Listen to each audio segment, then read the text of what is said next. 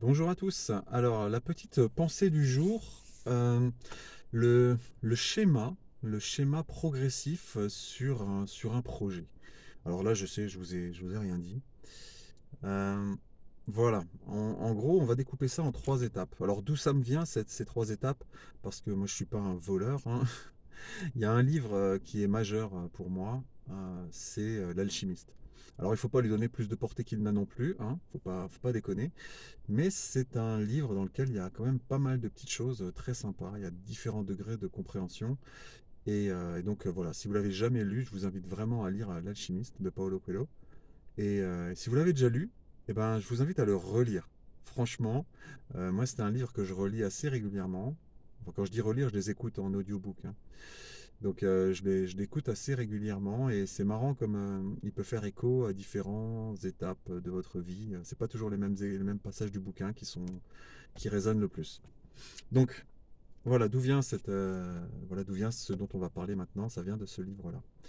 Donc en fait, dans ce bouquin-là, à un moment, l'alchimiste, il parle à Santiago en expliquant que quand on est sur sa légende personnelle, donc c'est l'objectif de votre vie, si vous voulez, hein, votre mission de vie, pourquoi pas, vous commencez toujours par avoir des facilités, par avoir des choses qui se mettent en place sans souci, par des belles réussites. Vous commencez toujours par ça, tout simplement parce que l'univers, hein, on est bien dans le thème de Paolo Coelho, donc l'univers conspire à votre réussite. Et donc, l'univers, appelez ça comme vous voulez, hein, le hasard, la destinée, les circonstances, les coïncidences, Dieu, les anges, voilà, vous appelez ça comme vous voulez. Mais il y a un environnement dans lequel vous évoluez et cet environnement vous paraît toujours plus favorable au début. Et on appelle ça la chance du débutant, hein, tout simplement, ou le principe favorable. Parce que si au départ rien ne marche, il faudrait déjà être sacrément costaud pour continuer à avancer dans cette direction. Donc en fait, au départ, on a l'impression que tout est facile et que tout marche super bien. Donc ça c'est la chance du débutant. Ensuite on avance, on continue à avancer et là, je pense quasiment pour tout le monde, ça devient un peu plus dur. En fait, à ce moment-là, pourquoi est-ce que ça devient plus dur? Tout simplement parce que vous allez devoir faire preuve de persévérance. Euh, à ne pas confondre enfin, il y a la persévérance positive, je maintiens mon effort, et ne pas confondre avec une obstination bête. C'est-à-dire que j'ai décidé et donc je continue, quoi qu'il arrive, à aller dans cette direction, même si tout me montre que je me trompe. Parce que on va pas être complètement fou non plus, hein. Vous n'êtes pas omniscient, personne ici ne détient la science infuse, et on a tous le droit de se planter. Et quand on se plante, il faut savoir s'arrêter à temps en fait. Il faut savoir ne pas vouloir justement trop persévérer dans une direction qui n'est vraisemblablement pas la bonne. Et tout ce dosage-là, eh bien, c'est justement avec votre confiance en vous, avec votre capacité à analyser, avec votre capacité à comprendre de vos erreurs, que vous franchirez cette deuxième étape qu'on appelle donc la quête de la persévérance, c'est-à-dire que vous n'êtes pas du genre à baisser les bras à la première difficulté. Et ensuite, vous avez, donc toujours selon Paulo Coelho, vous avez l'épreuve du conquérant. C'est-à-dire que plus les choses deviennent grandes, plus les choses prennent de l'ampleur, plus vous vous approchez de votre but ultime, et plus les choses peuvent devenir difficiles. On a plein d'expressions hein, qui parlent de ça, hein, notamment l'heure la plus sombre de la nuit est celle juste avant le lever du soleil, ou alors les plus belles choses de la vie sont cachées derrière le voile de la peur. Donc là, en fait, c'est exactement ça, c'est que vous avancez dans votre projet, vous avancez vers votre but, vous avancez vers votre rêve, vers votre quête, vers votre mission de vie, comme vous voulez. Et, euh, et très souvent, juste avant, juste avant la grande réussite, vous aurez un dernier test. Un test plus fort, plus dur, et qui vous paraîtra peut-être insurmontable. Et c'est celle-là qu'on appelle l'épreuve du conquérant, pardon.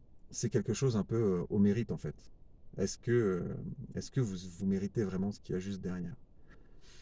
Et cette épreuve-là, c'est pareil. Il s'agit simplement de la surmonter. Je sais pas si vous avez vu le film Gladiator, qui est un film quand même assez sympa à regarder. Alors oui, il y a des passages un peu, un peu gore, faut un peu dur physiquement, mais bon, là, je trouve que la morale de l'histoire est quand même très intéressante. Et il y a un moment, alors je ne le connais pas de tête, hein, d'habitude quand je dois la citer, je vais la chercher sur Google, où Maximus il dit que la vie ne nous soumet pas à des épreuves que nous ne sommes pas aptes à supporter naturellement. Donc que ce soit l'épreuve de persévérance ou l'épreuve du conquérant, si vous vous retrouvez face à cette épreuve, c'est que vous devez la surmonter. Oui, ça exclut un peu la notion d'échec, et ça voudrait dire qu'on devrait toujours réussir tout ce qu'on fait. Mais surmonter une épreuve, ça peut aussi vouloir dire échouer, tirer une leçon et se représenter. Quoi qu'il en soit, et là aussi on l'a déjà vu, hein, on a déjà entendu parler de ce genre de choses, l'échec n'est finalement que temporaire. On en tire des leçons et on revient et on réussit. Le vrai échec, c'est quand vous abandonnez complètement. Et donc cette histoire d'épreuve du conquérant, c'est de montrer que vous êtes là pour aller au bout des choses. Et que même si ça prend plus de temps, même si c'est plus dur, même si on doit trébucher, on restera jusqu'au bout, on mobilisera toutes nos forces, et au final, vous atteindrez ce but. Donc voilà, c'était assez important pour moi de parler de ça parce que on peut confondre l'entêtement bête et méchant et, euh, et la capacité à aller de l'avant quand même. Voilà, c'est assez important pour moi de savoir faire la différence entre les deux et puis de ne pas se dire justement je baisse les bras parce que ce serait de l'entêtement bête et méchant. Non plus, non. Il y a un vrai dosage à trouver et les choses, les belles choses, les choses importantes n'arrivent que très rarement, facilement et tout cuit, quoi. Donc c'est normal de devoir bosser pour les atteindre, c'est normal de devoir franchir des étapes et c'est normal parfois de galérer un peu. Allez, je vous souhaite une belle continuation, je vous dis à bientôt, bye bye.